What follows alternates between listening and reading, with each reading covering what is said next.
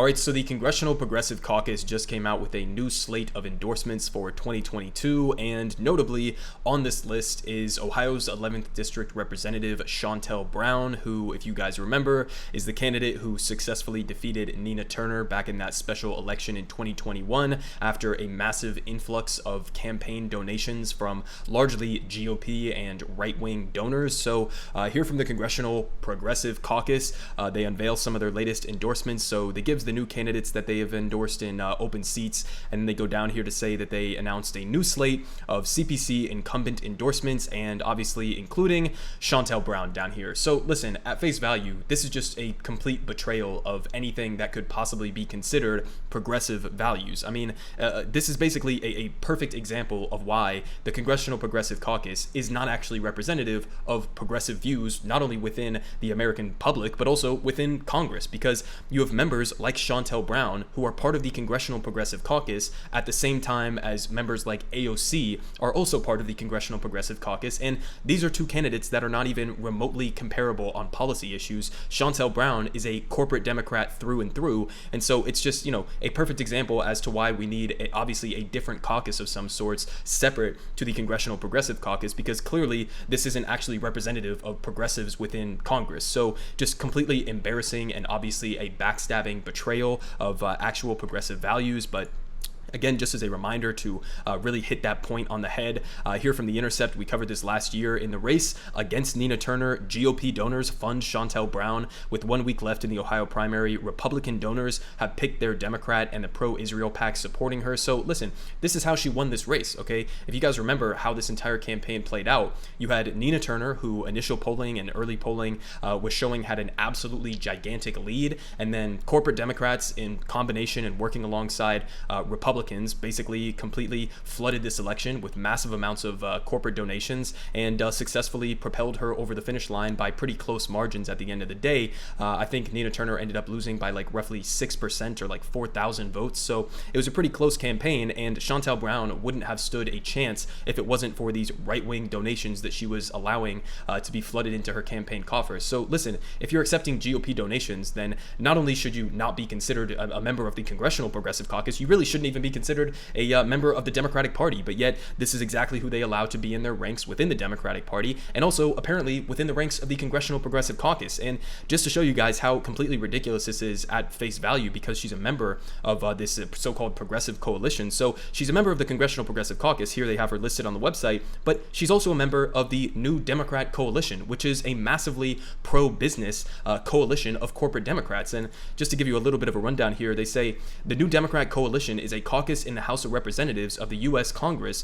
made up of centrist Democrats who take a pro-business stance and a moderate to conservative approach to fiscal matters. So they're just conservatives. So these are corporate Democrats, and she's part of this New Democrat Coalition and simultaneously a part of the Congressional Progressive Caucus. These are supposed to be, at least in theory, two caucuses who would have diametrically opposed views on especially economic and fiscal matters. So it's just, again, completely ridiculous that there's apparently no threshold whatsoever to determine who should be allowed in the Congressional Progressive Caucus. So how can you even call it that if you're allowing corporate Democrats like Shontel Brown, who are standing for these pro-business views and fiscal austerity? How could you possibly allow them into your progressive coalition? It's just, insane. This is not a progressive coalition, and I think that's evident by what we've been seeing them do recently. I mean, if you just go look back at how the Congressional Progressive Caucus, led by Pramila Jayapal, handled the entire Build Back Better negotiations, I mean, they completely folded at the end of the day, right? You had this entire process that was playing out where they were supposed to pass the bipartisan infrastructure framework,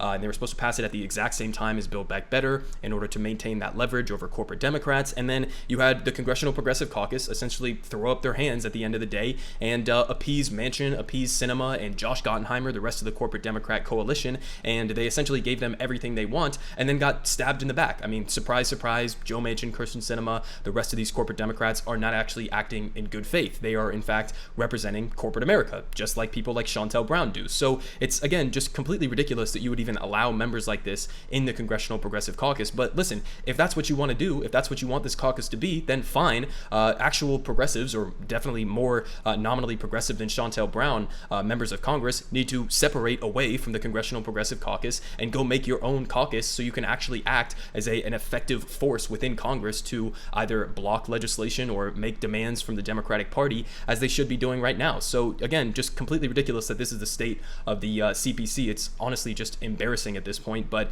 she did, thankfully, Nina Turner, get some pretty good endorsements. Bernie Sanders came out just recently on April 12th, and he said, "Today, I enthusiastically endorse Nina Turner for the U.S. House District in Ohio's 11th Congressional District. Nina is a real leader who fights for higher wages, Medicare for all, and affordable prescription drugs." So listen, I've covered Nina Turner probably a million times on this channel so far. I'm sure that you guys know her main policy prescriptions. Obviously, as he says here, higher wages, Medicare for all, Green New Deal, affordable prescription drugs, etc. You can go down the line. She's pretty good on all of the major policy issues. She's obviously, given the pro-Israel lobby that stepped in to oppose her, she obviously is better on human rights issues, especially when it pertains to Palestine, than many other congressional Democrats. And on top of that, she also does have the personality. She does have the energy to actually go into Congress and be somewhat of a leader for a group like the Squad, who really have an absolutely ineffectual approach to how they're handling the political situation right now. So having Nina Turner as a member of Congress would definitely be an added bonus for any progressive movement. But obviously, again, you see the dichotomy here with actual progressives like Bernie Sanders endorsing her, while simultaneously you have the so-called Congressional Progressive Caucus choosing to endorse her heavily corporate-backed Democrat opponent. So, that's the situation we got. Thankfully, Bernie Sanders is coming out for her. I'm sure other members, like AOC, the rest of the members of the Squad, will come out on behalf of Nina Turner. But again, not the entire Congressional Progressive Caucus, which is just completely absurd. And I think that David Serrata had a good take on this in terms of what Pramila Jayapal's motivations may be at this point. But he said, let's be clear, this is very likely Pramila Jayapal selling out the entire movement because of her unbridled ambitions to get a fancy but meaningless leadership title among a House Dem caucus that will be obliterated in the midterm elections, a total betrayal on every level. So yeah, I 100% agree with that. I don't see how you could possibly interpret this in any other way other than a betrayal of actual progressive values, because Shontel Brown does not support Medicare for all. She doesn't support the Green New Deal. She doesn't support any of the major policy prescriptions that so-called progressives are supposed to be fighting for right now. In fact, she's an active opposition to many of those policies. So how the fuck could you possibly include her in your progressive coalition? It's complete nonsense and obviously a betrayal, as he points out here. But just a little bit of information on the election itself, because obviously you're going to be having a massive coalition here building of not only the Congressional Progressive Caucus apparently as a whole, but also corporate Democrats and also Republicans who are going to come out once again for Shontel Brown to make sure that Nina Turner doesn't win this election. So we got to help out Nina Turner in whatever ways we possibly can. If you want to donate to her election, if you want to make phone calls on her behalf, if you live in the 11th district, go out, do some organizing, do some campaigning, and show up to vote for her, because Nina Turner, while she's obviously not perfect, and I'm not even that big of a fan of electoral politics necessarily, I think we need a combination of internal and external pressures on our political system. But at the end of the day, having somebody like Nina Turner, who does have a lot of that fire that other members of the Squad are lacking, it would absolutely be a positive thing. So I'll put this down in the description so you guys can go and get more information on this race. But yeah, I don't know how you could possibly come to any conclusion other than the Congressional Progressive Caucus is either completely useless and ineffectual in their current existence right now, and on top of that, that you need to have some sort of a separate caucus that is actually representative of progressive values, where you would have some sort of an entrance, a criteria of policies that members of that caucus would have to abide by in order to become members. It seems like that should be the bare fucking minimum.